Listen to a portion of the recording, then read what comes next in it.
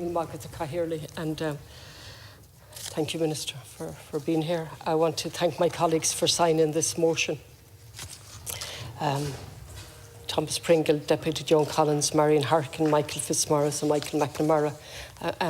I don't anticipate that the government is going against this motion, but I'm not sure. I've had no indication so far. I have no copy of any amending motion. So I see that the Minister is nodding and I welcome that. I'm not here in an argumentative mood. I'm not here to fight.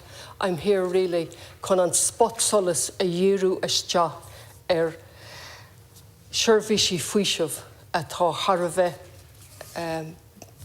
níl si dáin náíre, níl si dáin ngáile, agus is dótha níl si dáin fud na tíre. Tá cuid den na Sheirbhísí fáil, ach níl si fáil, tá éigeantachtaí gceist. Mar hampla ngáile, ceapam de réir freigrí éagsúla go bhfuil labba Faoisimh I fórchuirlena sécína tá I gceist, agus gá ceannaí gan na mara sa clochan. Ach brahann sé an ceiste cuireann agus brahann sé na freigrí a aonmuid, so tá sé Harbheith deachar. So má aim an seo inniu ná an spot solas a dhéanú isteach an ábhar seo chun an aib a ahantí dúspára agus an sin chun réiteach aáil. Minister, as I said, I'm not here to argue. I'm here really to shine a spotlight on respite services. And the motion is pretty basic, really. It's recognising that we've signed and ratified the United Nations Convention on the Rights of Persons with Disabilities, and we ratified it back in 2018. It's highlighting that we've not yet signed the optional protocol to that convention, making Ireland just one of 3 European member states to have taken no action. I'm noting our obligations under that convention, which I'm sure, Minister, you're very aware of. And then it further notes the unacceptable number of people on waiting lists for essential respite services. I'm not going to read this out. You've read it and you're not going against it. So you're accepting it, I presume. And what we're really calling for here is a focused audit. So we're calling on the government to immediately reinstate or make sure that all respite beds that were there before COVID are now functioning. Along with that, undertake a comprehensive audit of respite services. I come back to the fragmented nature of that, of the services that I'm asking the government to audit. And part of that audit should establish the level of provision of respite services in rented accommodation, because this is an issue that has come up in Galway in relation to a presentation from the Brothers of Charity, in particular, and I'll be referring to it later in my contribution, where they have no capital ability to purchase respite or buildings that are suitable for respite. So they're utterly dependent on rent, they're utterly dependent on the market. And this is a factor that hasn't been taken into account in any discussion on respite. So I'll come back to that. I've taken everything I'm saying from the review that was carried out, the National Capacity Review, which looked at 6 areas, one of them being respite. And that was the Disability Capacity Review from 2000 and last year in July. And they looked, and of course it's important to say that they're all interconnected, all of the areas that they looked at. So they looked at residential care, adult day services, personal assistance and home support, multidisciplinary therapies, respite, and other community services and supports. And I'm zoning in on respite, which is just one of them. But all of them are interrelated and they make that point. So there will be much more demand on residential services if we don't provide appropriate respite services. And although I'm taking one in isolation, I acknowledge from the outset that they're all interrelated. And common to all 6 areas is that the demand is greater than the service capacity and that the demand will continue to grow. And it goes on to point out that this will have significant human costs. Now, the only place I disagree with that is the future tense, that there will be a significant human cost. At the moment, there is a significant human cost for the failure to provide services. And that report acknowledges that it's absolutely detrimental to the resilience of families to keep going. Particularly Chapter 8 on respite, which is particularly what I'm talking about today. The figures are absolutely startling. Fewer than 1 in 4 people with an intellectual disability living at home with their family received any form of HSE-funded respite services in 17. Now, this was published in 19, and they were looking at figures. I believe the figures have got worse, judging by my own answers. So, fewer than 1 in 4, and only a third of adults. In addition, access to respite for people with a physical or sensory disability living at home was considerably lower. There's a substantial, significant, unmet need for respite. And the figure given to cover that is 16 to 20 million a year, which to me is a tiny amount of money. But the important thing that they're recognising here is that there's significant unmet need with detrimental consequences for those in need of respite, the person with the disability, and those caring for that person.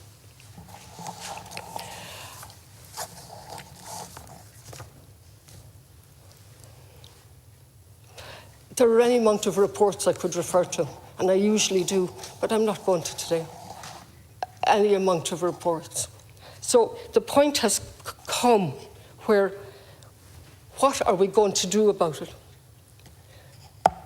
And you know, as a TD, separate from your role as Minister, that we do our best when we ask questions over and over again. I have a bunch of them here, and I can't make head nor tail out of the responses I get from the Health Executive, which also provides respite services. And when they talk about 3 agencies in Galway City and the county, but they're also an agent in this who provide respite services. So if we take Merlin Park, Galway, there are now 6 respite beds in a city the size of Galway.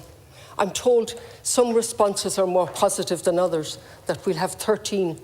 We'll have 13 by July, we'll have 13 by August, we'll have 13 when the staff are in place. 6 beds. We have 2 in Clifton. I have a situation, and again, I really always reluctant to refer to a particular story, but in this case it captures it.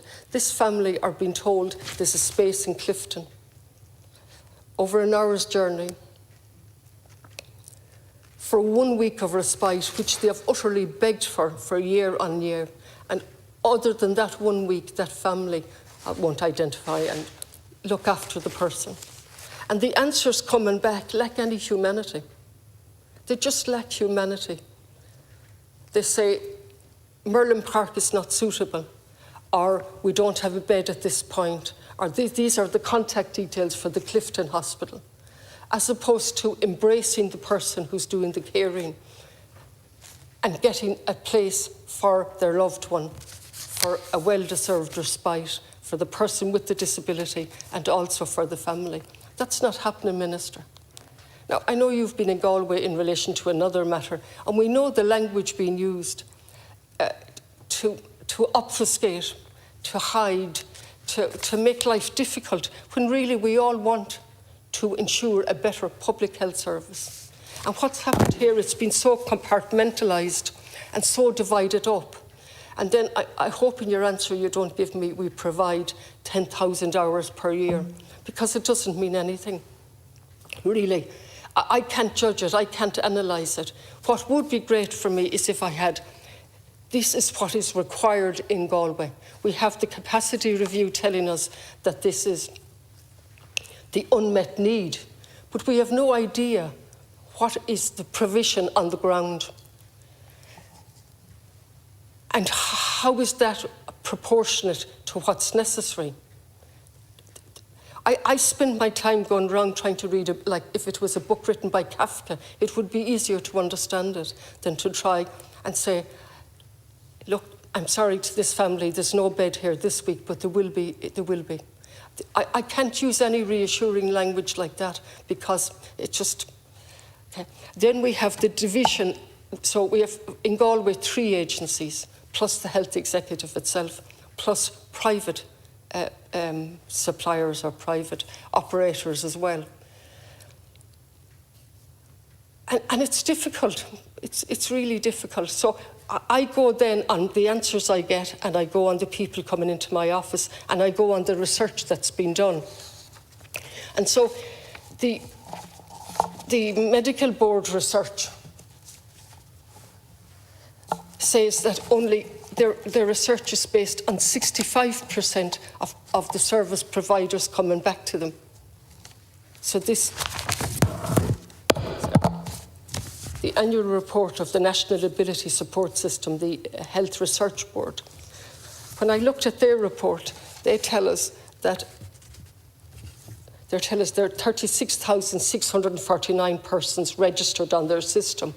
This represents 65% only. So that means they have inadequate data. And this is what's set up to tell us the data so that you can make policy. But the data is inadequate, and we don't know why it's inadequate. Some service providers are given back, some are not. And we have no idea why is that. In relation to the renting of buildings, if we look at, this is the presentation that all TDs got in Galway, or certainly it was made available to them. And they highlight, and that's just a few weeks ago, and that's the Brothers of Charity, who are on the go now for over, I think, 70 years. They talk about preventing carer burnout. They talk about the lack of funding for the provision of increased respite nights. No respite service in Connemara. So they highlight no respite service in Connemara, so people have to travel to the city centre for respite. The impact of that on the person supported. And the opportunities that are there for them to change that, but they can't. Because the policy is given money to rent and not to...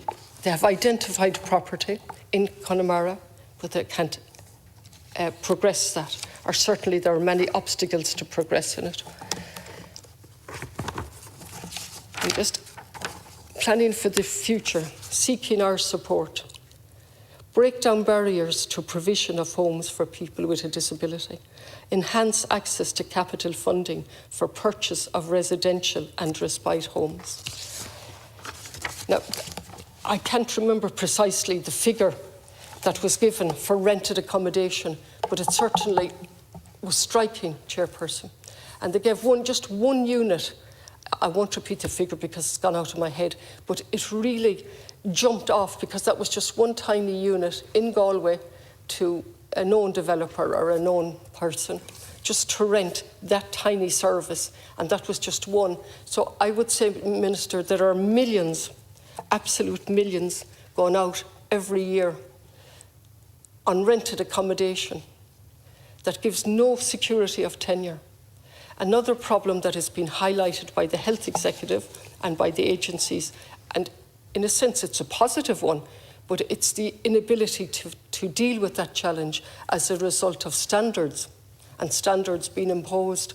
And it's highlighted as one of the barriers. I would have thought it's a positive challenge, that standards have to be raised, but it has to be done alongside with government policy that allows for capital funding so that those measures can be carried out. Because what the Disability Review Capacity points out, at the end of the day, it's costing more money. Because we're responding in an unplanned way. We have crisis interventions, and we're breaking down the resilience of the families who are trying to care 99.something% of the time, and they end up needing care themselves. And it's a vicious circle of costs that are not justified, that should be going in at the beginning with proper services.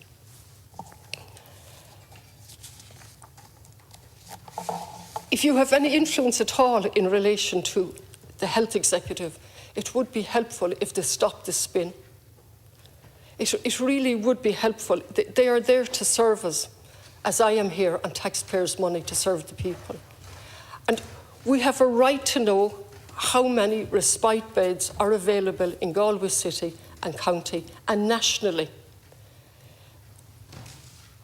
If they're not there, we need to know precisely why, and we need to know a plan of when they will be there.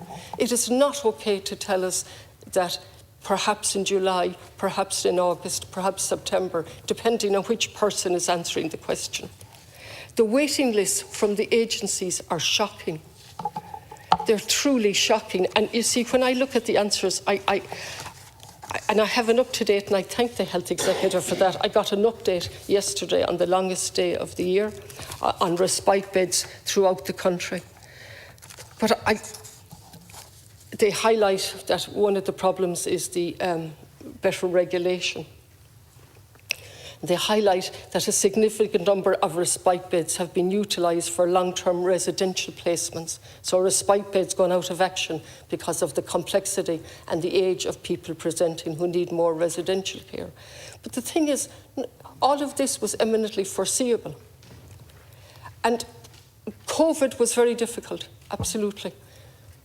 But we're supposed to have learned from COVID. We're supposed to be going forward. If we look at the waiting lists that I'm being told in Galway, just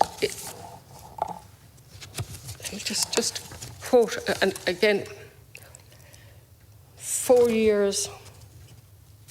So, in addition to the 6 beds in Merlin Park and 2 in Clifton, and there are 2 somewhere else that haven't been identified, we have 66 beds by the agencies, Brothers of Charity, Ability West and so on, and they're spread out over.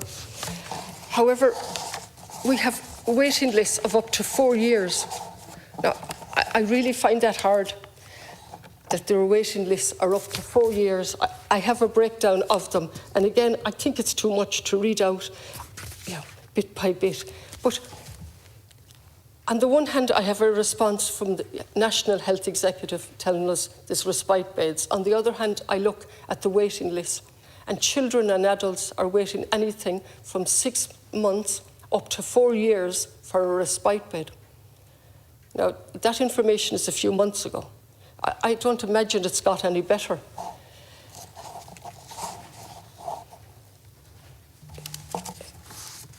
So, in addition to the spotlight on respite beds, what I'm asking, Minister, is that you commit, and you seem to be committing if you're not going against the motion and you're not amending it, within a reasonable time frame of an audit of all respite beds in the country by county,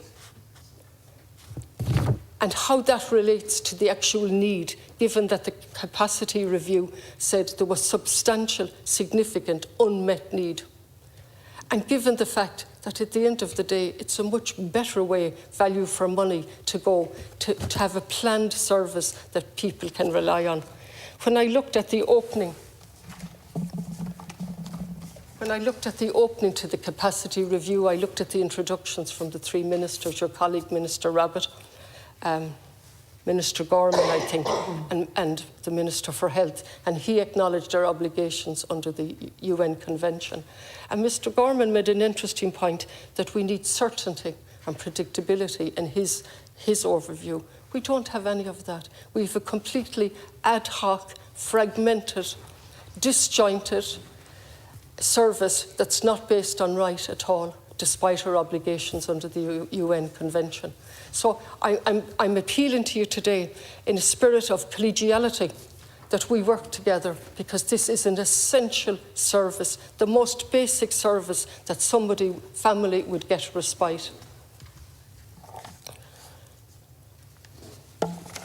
And that's not happening. So I leave it at that for the moment, and I formally move my motion.